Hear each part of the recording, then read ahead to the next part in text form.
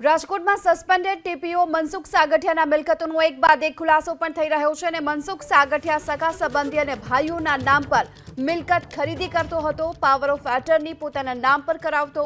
જો કે સાગઠિયા ભલે સંબંધીઓના નામ પર મિલકત ખરીદી કરતો પરંતુ પોતાના ભાઈઓ પર વિશ્વાસ ન હોય, પાવર ઓફ એટર્ની પોતાના નામ પર કરાવતો।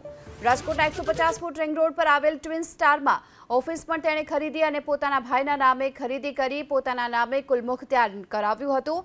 ઓફિસના દસ્તાવેજમાં 54 લાખ રૂપિયાના રકમનો ઉલ્લેખ કરાયો છે। જો કે સ્ક્વેર ફૂટના ભાવ 11,000 રૂપિયા હતા અને એ રીતે જોવા જઈએ તો 800 સ્ક્વેર ફૂટની ઓફિસની કિંમત થાય છે 88 લાખ રૂપિયાની આસપાસ। જો કે આ ઓફિસનો 67,000 રૂપિયાનો વેરો બાકી છે।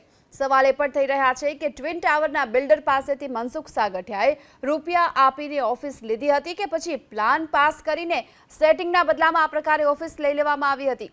જો કે એસીબી બિલ્ડરની પૂછપરછ કરે તો સમગ્ર હકીકત પણ બહાર આવે તેવી શક્યતા છે। એસીબીના અધિકારીઓ છેલ્લા 48 કલાકથી સાગઠિયાના દસ્તાવેજોની તપાસ પણ કરી રહ્યા છે અને આ દરમિયાન એક બાદ એક ખુલાસાઓ પણ થઈ રહ્યા છે।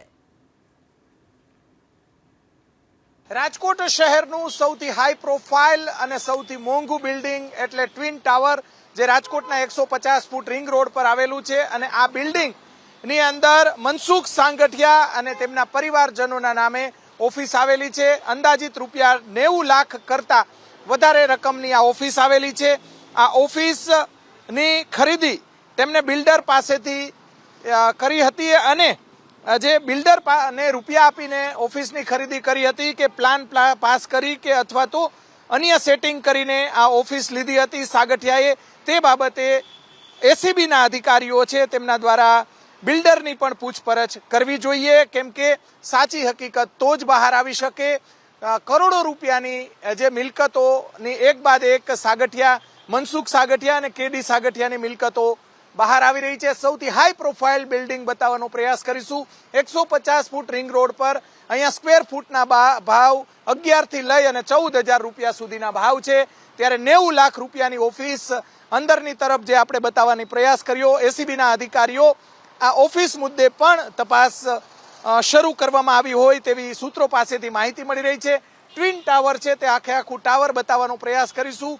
હજારોના પગારદાર પાસેથી કરોડો કે લાખો રૂપિયાની આ મિલકત આવી ક્યાંથી, તે સૌથી મોટો સવાલ છે અને બિલ્ડરોની પણ પૂછપરછ કરવામાં આવે તો ખરેખર મનસુખ સાગઠિયાએ રૂપિયા આપીને ઓફિસ લીધી હતી કે પછી બિલ્ડિંગના પ્લાન પાસ કરાવીને સેટિંગ કરીને બદલામાં આ ઓફિસ લીધી હતી, આ સમગ્ર મામલે તપાસ કરવાની જરૂર છે।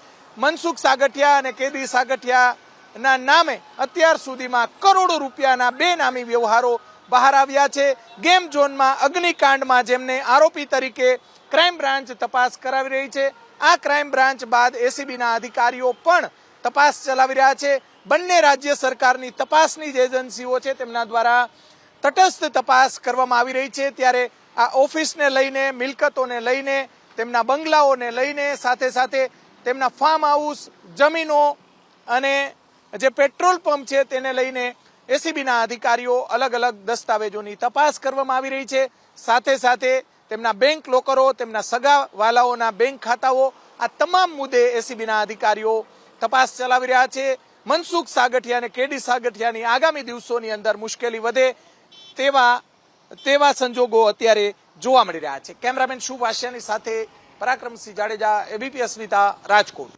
તો આ તરફ રાજકોટના અનામિકા સોસાયટીમાં પણ મનસુખ સાગઠિયાના ભાઈ કેડી સાગઠિયાનો પણ ભવ્ય બંગલો આવેલો છે અને મનસુખ જ નહીં, કેડી સાગઠિયાની મિલકતનો પણ પર્દાફાશ થઈ રહ્યો છે।